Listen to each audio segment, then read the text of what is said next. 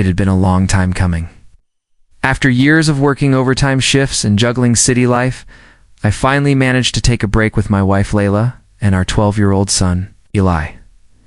We'd been dreaming of this secluded cabin in the Smoky Mountains. For months a week without emails, alarms, or traffic, just fresh air, a river, and nature. The place was owned by my uncle, retired forest ranger, who'd been generous enough to let us stay rent-free for a few days. It wasn't inside any fancy resort or luxury estate. It was nestled on the edge of a semi-private area where a small group of property owners formed an informal HOA, but our cabin technically stood outside the HOA boundary, something that was about to matter a lot more than I expected. We pulled up late in the afternoon, a soft orange glow wrapping the pine trees. The cabin stood proud in the clearing, the porch swing still intact, and the old chimney showing signs of recent use. Layla stepped out first, stretching her legs, and Eli chased after a squirrel before I even killed the engine. I smiled. This was what we needed. But before we could even unload the car, trouble came walking. She marched over like she owned the woods. Blonde bob cut, designer fleece vest, clipboard in hand, and a scowl so sharp it could shave bark off a tree. She introduced herself without me asking as Karen Myers, HOA, president of the Smoky Pine Estates. You're not allowed to be here, she barked, eyeing my family like we were squatters. I explained politely that this was private property, belonging to my uncle, and we were simply vacationing. Doesn't matter, she snapped. This land is adjacent to HOA territory. We've had too many ... incidents with outsiders. I didn't like the way she said that, the implication. My wife's skin is darker than mine, and I'd seen that expression before. I narrowed my eyes. Ma'am, we're not part of your HOA. We're not violating any law, and we have every right to be here. She didn't budge. I'm going to report this. You people can't just do whatever you want up here. Clenched. My jaw. Layla put a hand on my shoulder. Let it go, she whispered. Karen turned around with a huff and stormed back toward her property line. We laughed it off that evening, thinking she was just another bored retiree looking for a fight. We grilled steaks, played cards by lantern light, and even roasted marshmallows by the fire pit.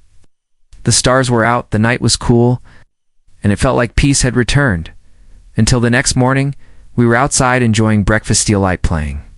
With sticks, Layla sipping coffee, when two sheriff deputies rolled up the dirt path with sirens blaring. I stood up calmly, my years in law enforcement kicking in. I had retired early from the U.S. Marshal service after an injury in the line of duty. The old habits die hard. The deputies stepped out, hands resting casually on their belts. We got a 911 call about trespassers and a potential disturbance. One said, "Mind if we ask a few questions?" I chuckled. "You're welcome to. But I assure you everything's in order. This is private property. We're family." Karen reappeared from the woods, this time smugly holding her phone. "There. That's them. I told you, they're not authorized to be here. They've been intimidating residents, playing loud music, and possibly camping illegally." Camping illegally on our own land?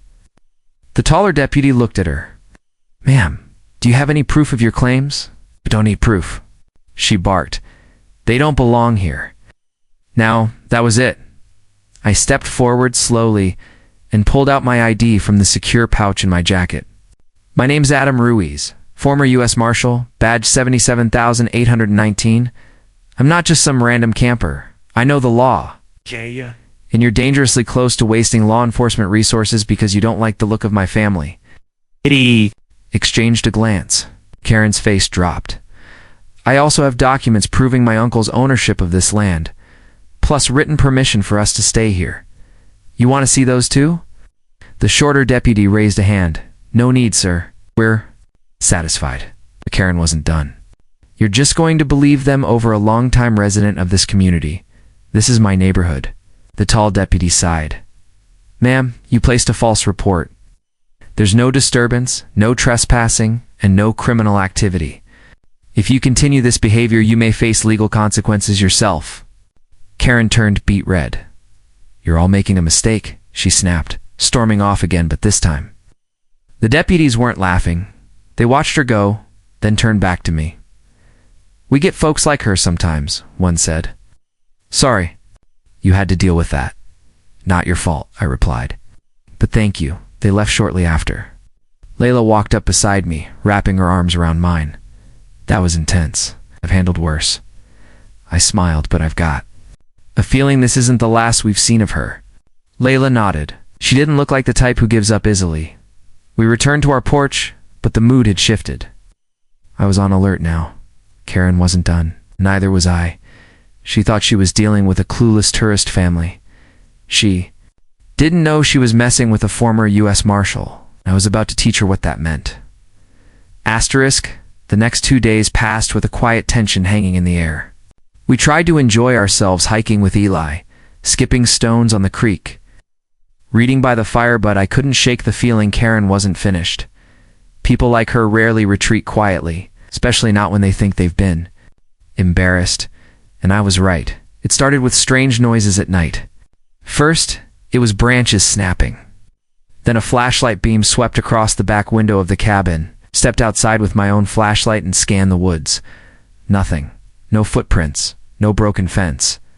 Just the smell of pine and a faint sense of being watched. The next morning, our car tires were slashed. Layla found them first.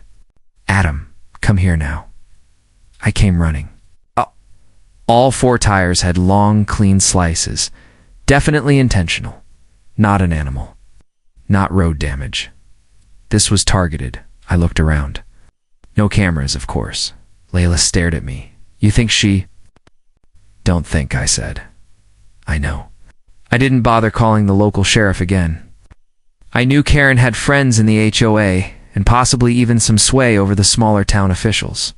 That's often how these HOA types work, backdoor handshakes, wine club deals, and neighbors turning a blind eye. So I called someone else. His name was Deputy Marshal Leon Maddox, my former partner, now stationed not far from the state border. When I told him what happened, he didn't hesitate. I'll be there in 3 hours and I'll bring the files. By noon, Leon rolled up in a government vehicle with blacked-out windows and an expression like thunder. He'd brought along 2 other agents. Karen was about to learn a lesson in humility and accountability. You really think she did it? Leon asked after inspecting the tires. I'm sure of it. And if I know Karen types, she didn't stop. There, I bet she's got more skeletons buried under her fancy flower beds. That afternoon, while Leon coordinated with local federal contacts, I decided to pay Karen a visit, not to confront her, but to rattle her. I walked calmly to her pristine, over-landscaped house, American flag waving above the porch, wind chimes tinkling, and knocked. She answered the door wearing oversized sunglasses, a tight smile hiding panic. Double quotes, "Oh, it's you. Trespassing again." "No, ma'am," I said smoothly. "Just wanted to let you know some U.S. Marshals are on the property." Now, turns out, slashing tires is a federal offense when it interferes with official travel. Her lips twitched. "Shouldn't lie about people, Karen. Makes things ... complicated." She slammed the door. I smiled. That night, the real show began. Leon had run her name through a few databases and uncovered something curious.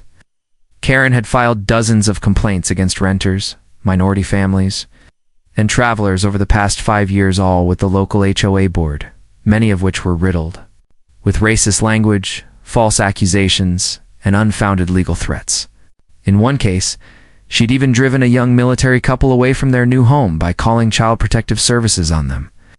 Twice, both calls were determined to be false and malicious. She's been weaponizing the HOA like her personal fiefdom, Leon muttered, flipping through files. That ends tonight. The next morning, we invited the sheriff and the HOA council president, an older man named Daryl, over to the cabin under the pretense of clearing things up. What they didn't know was that Leon had already contacted the regional director for the Marshal Service and had secured permission to intervene. We laid everything out: her pattern of false reports, her previous harassment records, even a neighbor's statement anonymously submitted saying they'd seen Karen near our vehicle the night the tires were slashed. Daryl's face turned pale. I had no idea she was doing all this, I thought. She was just strict. She's more than strict, I said coldly. And if your HOA continues to allow this, you'll be named in a civil suit. It's possibly criminal investigation for willful negligence. Karen was called to the cabin under the guise of an apology meeting. She arrived looking smug, until she saw Leon and the other marshals standing beside me. Karen Myers. Leon said, "We have reason to believe you knowingly filed false reports, damaged private property, and harassed citizens under color of authority." Her face drained. "Of color? This is a warning. It's not an arrest. But your actions are now under federal review. You may want to get legal counsel. Oh, and you're no longer welcome near this property. Any further contact will be seen as stalking or intimidation. You understand?" Karen opened her mouth. Nothing came out. Her lips quivered. Didn't she stammered? "Save it for your attorney," I said. She stormed.